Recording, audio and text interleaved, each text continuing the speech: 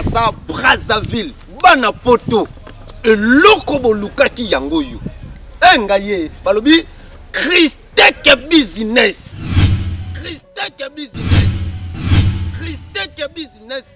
le seul et l'unique concession fiable le plus sérieux na kati ya République démocratique du Congo. Welisa onzo lopango na yo awa na Christeke business. Na Christeke business osombi lopango na yo pe opemi. Bote banakin, banapoto, ezalinga wabino mama Christeke business, DG ya entreprise Christeke business. Le lot de mes binoba offre aux qualité aux agences Christeke business à disposer pour la bino. Limite qui toujours ma solo ya Jill Passerie.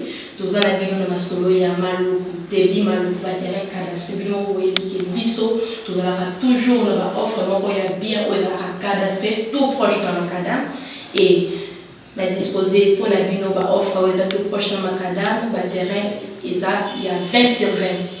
20 sur 20 à partir déjà, il y a 3500 aux Ulopans, on a tout proche dans Macadam. Terrain cadastré avec l'air numéro cadastral. À part ça, tous les services sont tous disposés.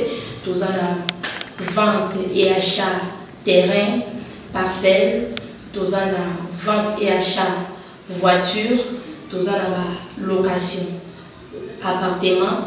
Tous la location maison. Et business, bana Paris, bana Londres, États-Unis, partout ici Kabozali. Bota la binomoko, bana koningi sotongama. Bota la binomoko, ba concession Christeke business. Ndenge musale zo salama. Espace onyo soto. Mais ça ayote. Yakambangu na Christeke business. Pour nous va contacter biso, ba numéro téléphonique na biso ezali plus 243 422 17 95 160. Numéro mususu pe ezali plus 243 423 61 17 174. Nous sommes Christeke business, nous sommes à votre service. Soyez les bienvenus.